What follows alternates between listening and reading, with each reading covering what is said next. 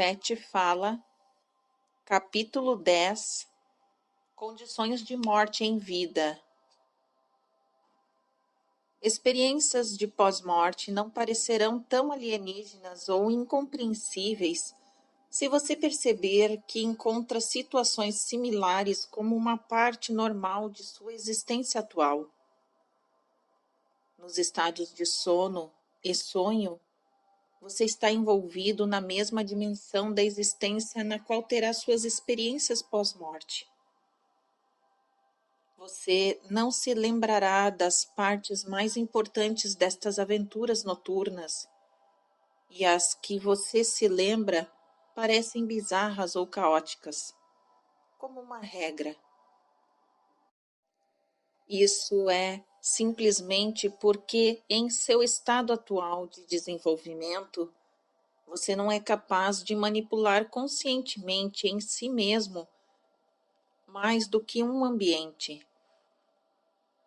Porém, você existe conscientemente em um estado coerente, propositalmente criativo. Enquanto o corpo físico dorme, você cuida das muitas atividades que eu lhe disse que encontraria após a morte. Você simplesmente direciona o foco principal de sua atenção para uma dimensão diferente de atividade, uma na qual você realmente opera continuamente. Agora, como você tem lembrança de sua vida desperta, e como você retém um grande corpo de tais memórias para os encontros físicos diários, e como esta fonte de memória lhe provém com um sentido de continuidade diária, assim também acontece com o seu eu sonhador, que tem igualmente um grande corpo de lembranças. Como a continuidade de sua vida diária, também há continuidade na vida dormente. Então, uma porção de você está atenta de cada e de todo o encontro de sonho e experiência. Os sonhos não são mais alucinatórios do que sua vida física o é. Seu eu físico desperto é o sonhador, tanto quanto o seu eu sonhador o é em relação a você é o sonhador que ele envia em seu caminho. Suas existências diárias são os sonhos que ele sonha. Assim, quando você olha para seu eu que sonha ou o considera, você o faz isso com um olho altamente preconceituoso, tendo por garantia que sua realidade é real e a realidade dele é ilusão. A realidade dele é muito mais nata a seu ser, porém. Se você não encontra coerência no estado de sonho, isso é porque você se hipnotizou na crença de que nada existe.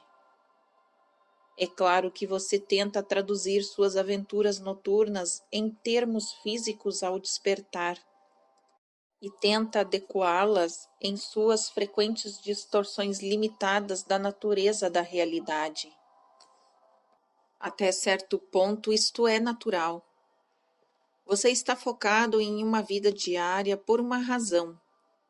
Você adotou isto como um desafio, mas dentro de sua estrutura você também tem a intenção de crescer e se desenvolver e estender-se os limites de sua consciência. É muito mais difícil admitir que você seja, em muitas formas, mais efetivo e criativo no estado de sono que no estado desperto, e, até certo grau, abalado para admitir que o corpo sonhador pode de fato voar, desafiando o tempo e o espaço. É muito mais fácil fingir que todas estas experiências são simbólicas e não literais para evoluir teorias psicológicas complicadas. Por exemplo, para explicar os sonhos voadores. O fato é simples. É que quando você sonha que está voando, frequentemente está. No estado de sonho, você opera mais ou menos sob as mesmas condições que são natas às consciências não focadas na realidade física. Muitas de suas experiências, consequentemente, são precisamente aquelas que você pode encontrar após a morte. Você pode falar com amigos mortos ou parentes, revisitar o passado, saudar velhos colegas de classe, andar por ruas que existiram 50 anos atrás no tempo físico, viajar através do espaço sem levar nenhum tempo físico para fazer isso, ser conhecido pelos guias, ser instruído, ensinar outros, realizar trabalho significativo, resolver problemas, alucinar. Na vida física, há um atraso entre a concepção de uma ideia e sua construção física. Na realidade do sonho, não é assim. Então, a melhor maneira de se tornar familiarizado com a realidade pós-morte, de antemão, por assim dizer, é explorar e entender a natureza de seu próprio eu sonhador. Não muitas pessoas querem se dar o tempo ou energia. Porém, os métodos estão disponíveis e aqueles que os usam não se acharão alienados quando todo o foco de suas atenções estiver voltado para aquela direção pós-morte. Considerando que sua memória consciente está tão fortemente conectada com a consciência dentro do corpo, embora você deixe o corpo quando ele dorme, a consciência desperta normalmente não tem nenhuma lembrança disto. No estado dormente, você tem lembrança de todo mundo com quem você alguma vez se encontrou em seus sonhos, embora você possa ou não ter conhecido algumas destas pessoas em sua existência na parte do dia. No estado dormente, você pode ter experiências constantemente através dos anos com parceiros que podem viver inteiramente em outra porção do mundo e serem estranhos no seu estado desperto.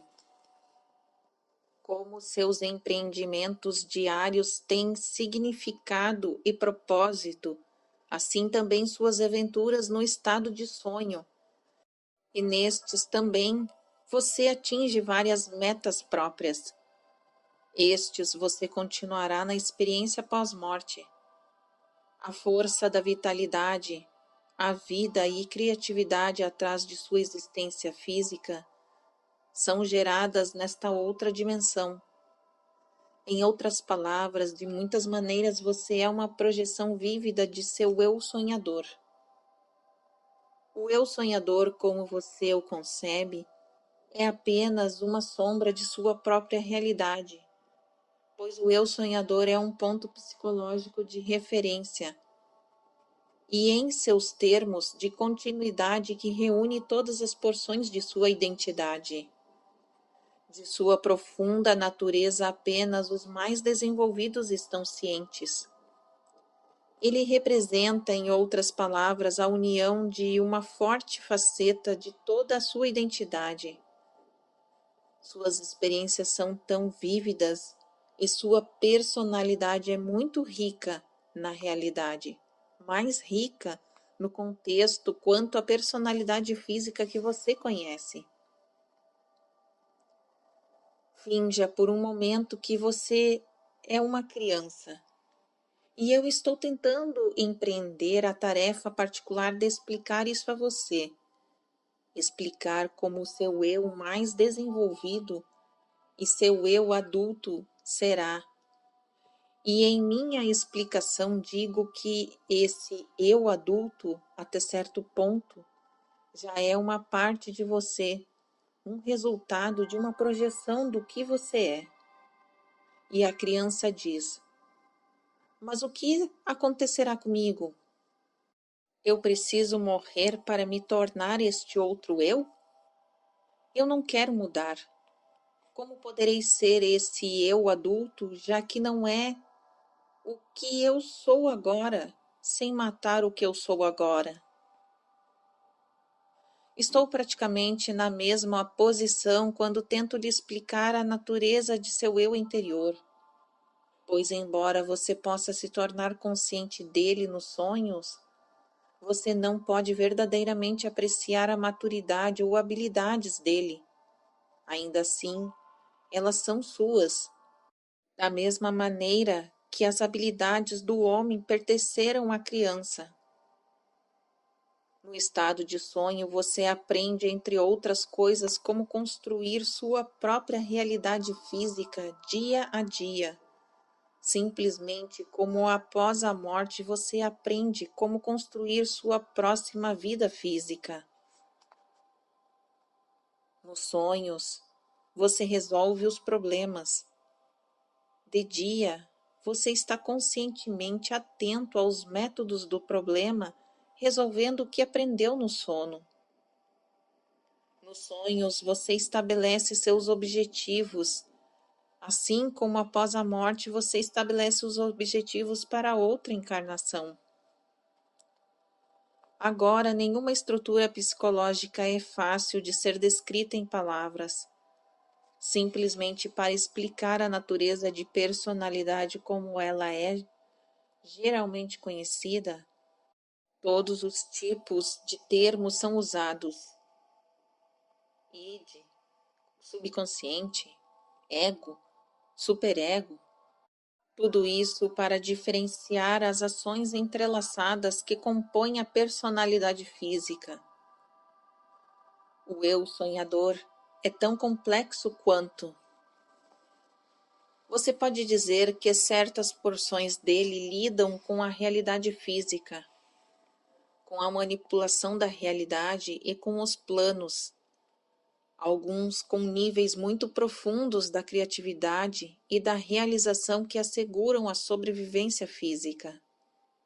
Alguns com a comunicação, com elementos mais extensos, até da personalidade de que agora geralmente desconhecida, alguns com a continuidade da experiência e existência do que você pode chamar de alma, ou de forma geral, a entidade individual, o verdadeiro eu multidimensional. A alma cria a existência física. O Criador apenas olha por sua criação. A alma cria a existência física por uma razão, e a existência física por uma razão. Assim, nada disso é para conduzir você a um desgosto pela vida física, nem em direção a uma falta de apreciação por estas alegrias sensuais com as quais você está cercado. Qualquer jornada interior deve permitir-lhe encontrar grande significância, beleza e significado na vida, como você a conhece agora.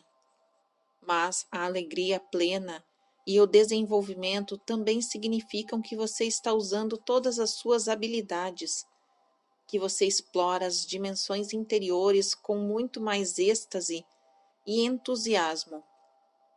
Com a compreensão apropriada, então, é bastante possível você se tornar bem familiarizado agora com as paisagens pós-morte e os ambientes e as experiências.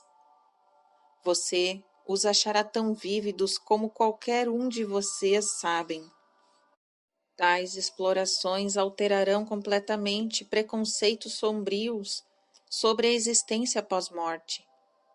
É muito importante que você se dispa de tantos preconceitos quanto possível, no entanto, pois eles os impedirão o seu progresso.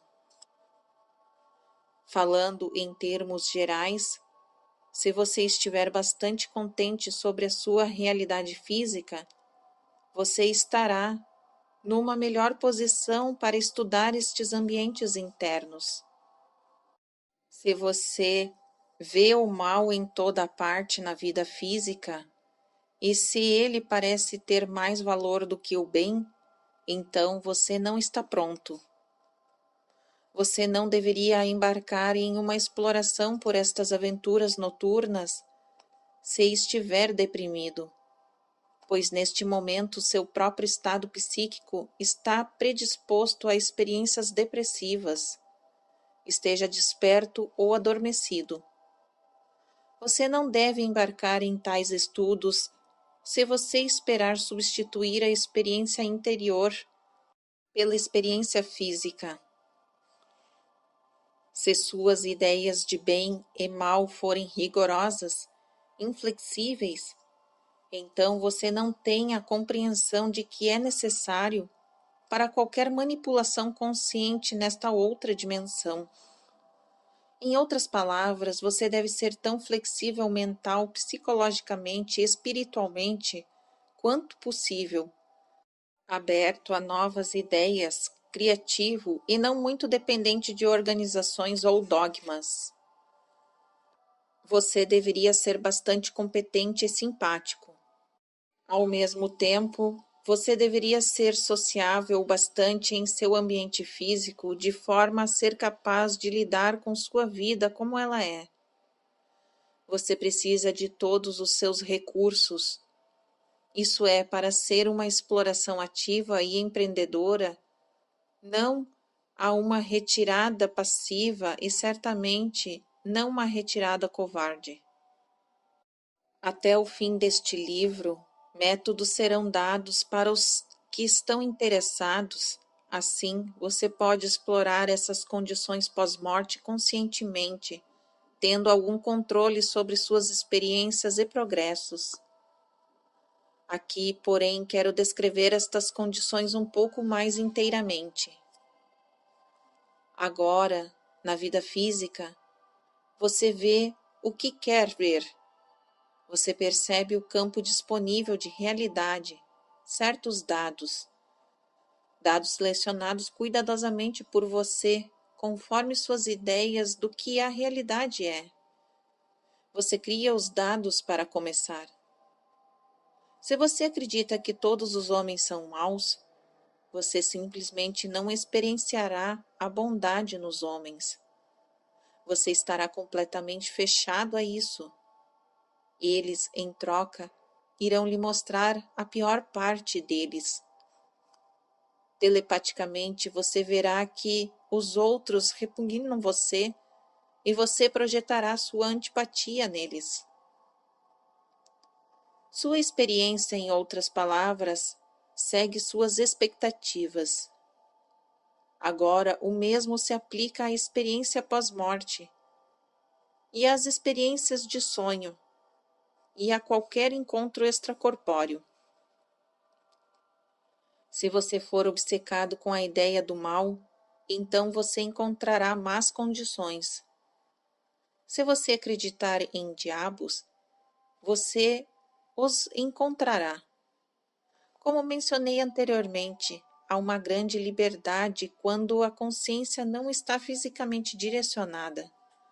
Pensamentos e emoções são construídos novamente na realidade, sem o lapso do tempo físico.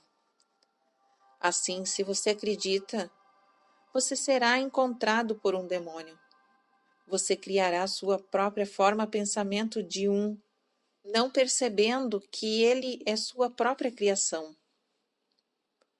Então, se você se encontrar concentrando-se sobre os males da existência física de tal maneira, então você não está pronto para as tais explorações. É possível, é claro, sob tais condições, encontrar uma forma pensamento pertencente a outra pessoa. Mas se você não acredita em demônios para começar, você sempre reconhecerá a natureza do fenômeno e estará ileso. Se for sua própria forma pensamento, então, na verdade, você pode aprender dela perguntando-se o que ela representa, que problemas você mentalizou. Agora você pode alucinar com o mesmo tipo de coisa após a morte, usando isto como um símbolo e enfrentar uma batalha espiritual, que, é claro, poderia ser necessário compreender. Você trabalhará suas ideias, problemas e dilemas no seu próprio nível de compreensão. Ambientes pós-morte existem em todas as partes agora. Ponto final. É como se sua situação presente e todos os fenômenos físicos delas fossem projetadas no interior de você, mesmo para fora, dando-lhe um filme contínuo, forçando-lhe a perceber apenas aquelas imagens que foram transpostas. Estas se parecem tão reais que você se encontra na posição de reagir a elas constantemente. Eles servem para mascarar outras realidades bastante válidas que existem ao mesmo tempo. Porém, e de fato, destas outras realidades, você ganha o poder e o conhecimento para operar as projeções materiais. Você pode deixar a máquina parada, por assim dizer, parar o movimento aparente e voltar sua atenção a essas realidades. Em primeiro lugar, você tem que perceber que elas existem, como uma introdução aos métodos que lhe darei mais tarde. É mais uma boa ideia perguntar-se de vez em quando: do que estou realmente consciente agora? Faça isso quando seus olhos se abrem e novamente quando eles se fecham. Quando os seus olhos estiverem abertos, não tenha por garantia que apenas os objetos imediatamente percebidos existem. Olhe para os espaços que parecem vazios e escute no meio do silêncio. Há outras estruturas moleculares em toda a polegada de espaço vazio, mas você se ensinou a não percebê-las. Há outras vozes, mas você condicionou seus ouvidos para não ouvi-las. Você usa seus sentidos internos quando está no estado de sonho e os ignora quando está acordado. Os sentidos interiores são equipados para perceber dados que não são físicos. Eles não são lubridiados pelas imagens que você projeta na realidade tridimensional. Agora, eles podem perceber objetos físicos. Seus sentidos físicos são extensões destes métodos interiores de percepção. E após a morte, é neles que você confiará. Eles são usados nas experiências extracorpóreas. Eles operam constantemente sob a consciência normal desperta. Assim, você pode até se tornar familiar com a natureza da percepção pós-morte agora. Ponto final. Em outras palavras, o ambiente, as condições e métodos de percepção não serão alienígenas.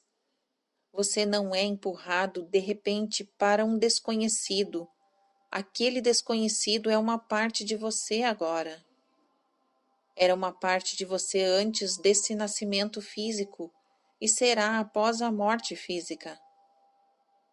Essas condições, portanto, foram borradas em sua consciência no principal, ao longo da história física.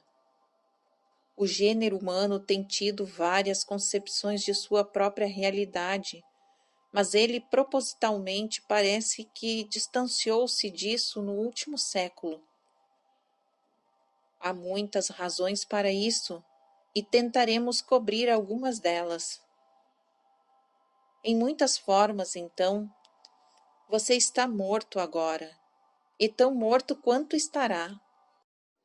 Enquanto você vai para suas tarefas e empreendimentos diários, sob a consciência desperta, você está constantemente focado em outras realidades também, reagindo ao estímulo do que sua consciência física não está ciente, percebendo condições através dos sentidos interiores e experienciando eventos que não são ao menos registrados no cérebro físico. Toda esta última porção deveria ser sublinhada. Após a morte, você simplesmente está ciente destas dimensões de atividade que você ignora. Agora, a existência física predomina. Então não predominará. Porém, nem será perdida de você. Suas lembranças, por exemplo, serão retidas. Você simplesmente sairá de uma estrutura particular de referência. Sob certas condições, você estará mesmo livre para usar os anos aparentemente dados a você de formas diferentes. Por exemplo, eu lhe disse que o tempo não consiste de uma série de momentos, um antes do outro, embora você não o perceba deste modo. Os eventos não são coisas que lhe acontecem. Eles são experiências materializadas, formadas por você de acordo com suas expectativas e crenças. As porções interiores de sua personalidade percebem isso agora. Após a morte, você não se concentrará sobre as formas físicas empregadas pelo tempo e eventos. Você pode usar os mesmos elementos como um pintor poderia usar as suas cores. Talvez seu período de vida ocorra por 77 anos. Após a morte, você pode, sob certas condições, e se você escolher, experienciar eventos destes 77 anos quando você quiser, mas não necessariamente em termos de continuidade. Você pode alterar os eventos. Você pode manipular dentro daquela dimensão particular de atividade que representou seus 77 anos. Se você achar erros severos de julgamento, você pode então corrigi-los. Você pode aperfeiçoar, em outras palavras, mas não pode novamente entrar naquele quadro de referência, como uma consciência completamente participante, seguindo, digamos, as tendências históricas do tempo, unindo-se à existência da massa alucinada que, resultado da consciência aplicada de seu eu e de seus contemporâneos. Alguns escolhem isso em lugar de reencarnar, ou muito como um estudo antes de uma nova reencarnação. Essas pessoas são frequentemente muito perfeccionistas. Elas precisam voltar atrás e criar. Elas precisam corrigir seus erros.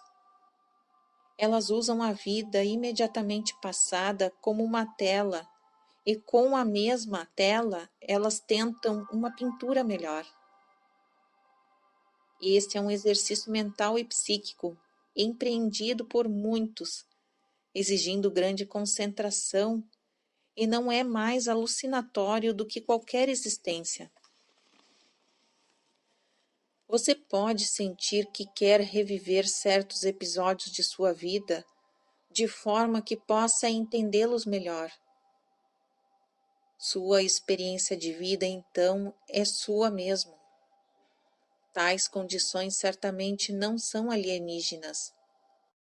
Na vida ordinária, você frequentemente se imagina comportando-se de uma maneira diferente da que usou, ou em sua mente revive eventos de forma a ganhar maior entendimento deles.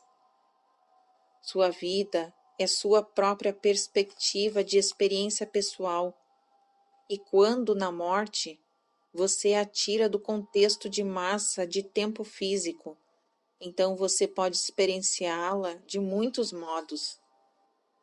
Eventos e objetos não são absolutos. Relembre-se, mas plásticos. Eventos podem ser mudados antes e depois da ocorrência.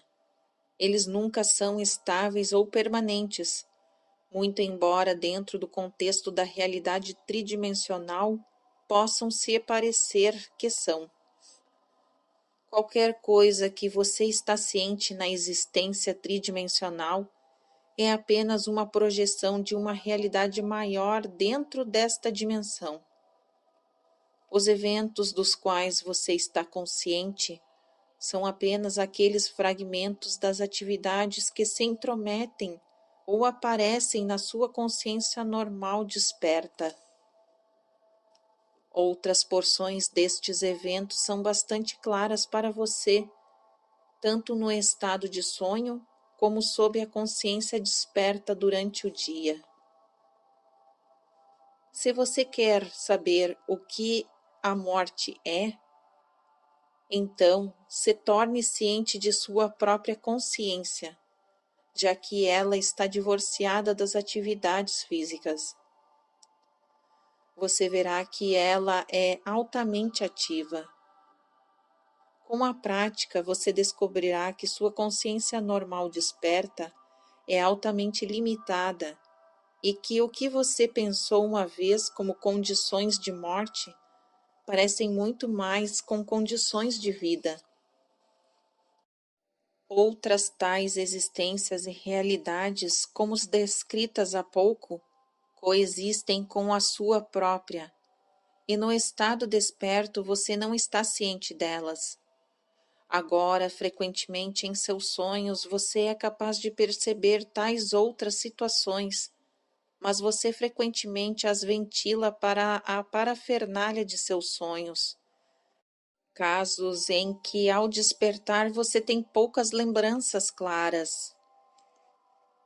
Da mesma maneira, no meio da vida, você mora com os chamados fantasmas e aparições.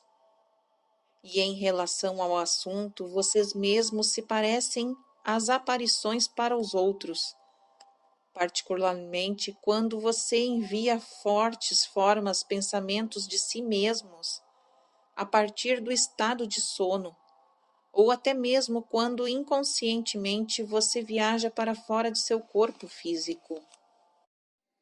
Há, obviamente, muitos tipos de fantasmas e aparições, quanto há pessoas. Eles são tão alertas ou não alertas à situação deles como você é a sua própria. Eles não estão completamente focados na realidade física, porém tampouco na personalidade ou na forma, e isso é o que principalmente os distingue. Algumas aparições são formas pensamento enviadas por personalidades sobreviventes de profunda ansiedade prolongada. Elas retratam o mesmo tipo de comportamento compulsivo que pode ser visto em muitos exemplos de sua experiência ordinária. O mesmo mecanismo que você faz com que uma mulher transtornada, digamos, execute uma ação repetitiva como lavar e relavar constantemente as mãos, tampouco provoca um tipo particular de aparição, de retornar o tempo de novo e de novo a um lugar.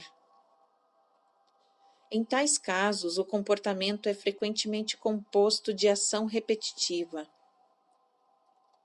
Por várias razões, tal personalidade não aprendeu a assimilar a sua própria experiência.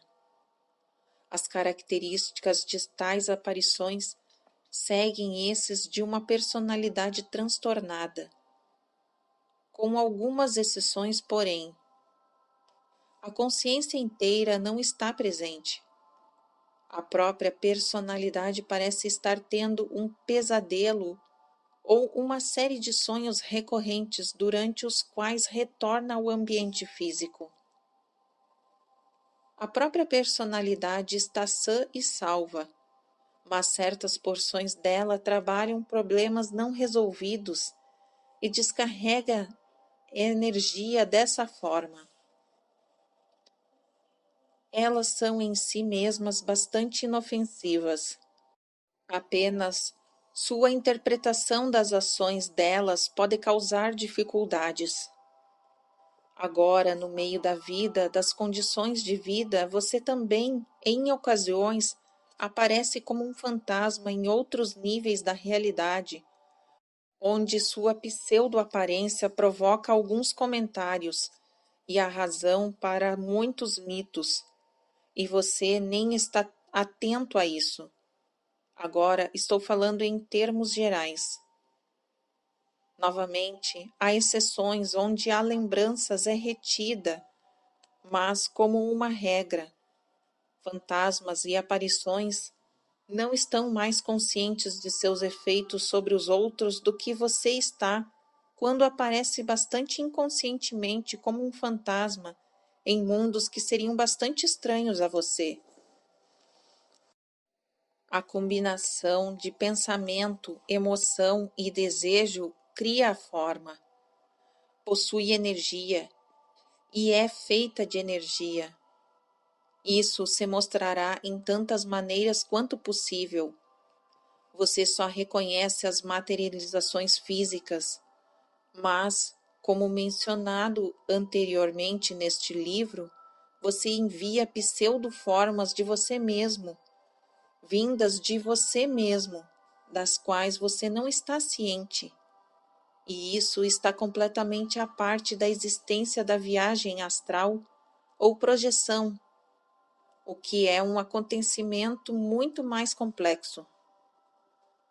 Você aparece sob forma astral em realidades que são comparativamente mais avançadas do que a sua própria.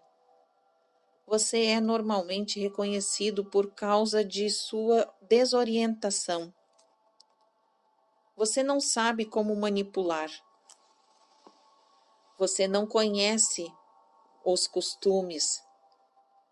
Mas se você tem uma forma física ou não, se você tiver emoções ou sentimentos, estes assumirão uma forma. Eles têm uma realidade. Se você pensar fortemente em um objeto, em algum lugar ele aparecerá. Se você pensar fortemente em estar em outro local, uma pseudo-imagem de você será projetada fora de você para aquele lugar. Ela seja ou não percebida a você, esteja consciente ou não dela, ou consciente dela. Isso se aplica àqueles que deixaram o seu sistema físico e àqueles que estão nele. Todas estas formas são chamadas construções secundárias, pois, como regra, a consciência completa da personalidade não está nelas. Elas são projeções automáticas. Agora, em construções primárias, normalmente uma consciência completamente alerta adota uma forma, não a sua nata, e conscientemente a projeta, frequentemente em outro nível de realidade. Até mesmo este é um empreendimento complexo e raramente alguém usou para propósitos de comunicação. Há muitos outros métodos mais fáceis. Eu expliquei até certo ponto a maneira como as imagens são construídas de um campo de energia disponível. Você percebe apenas suas próprias construções. Se um fantasma quer contatar você, então ele pode fazer isso através da telepatia, e você mesmo pode construir a imagem correspondente se você desejar. Ou o indivíduo pode lhe enviar uma forma pensamento no mesmo tempo em que ele se comunica telepaticamente com você. Suas salas agora estão cheias de forma pensamento que você não percebe. E novamente, você é muito como um fenômeno fantasmagórico, como será após a morte. Você simplesmente não está ciente do fato. Você ignora certas variações de temperatura e a agitação do ar, como se fossem coisas da imaginação, que são, ao invés disso, indicativos de tais formas pensamentos. você relega para o histórico das comunicações telepáticas que frequentemente acompanham tais formas e se ausenta de todas as pistas que outras realidades existem bastante validamente como a sua própria, e de que no meio de uma existência você é cercado por evidência intangível, mas válida. As mesmas palavras vida e morte servem para limitar sua compreensão, para levantar barreiras onde nada intrinsecamente existe.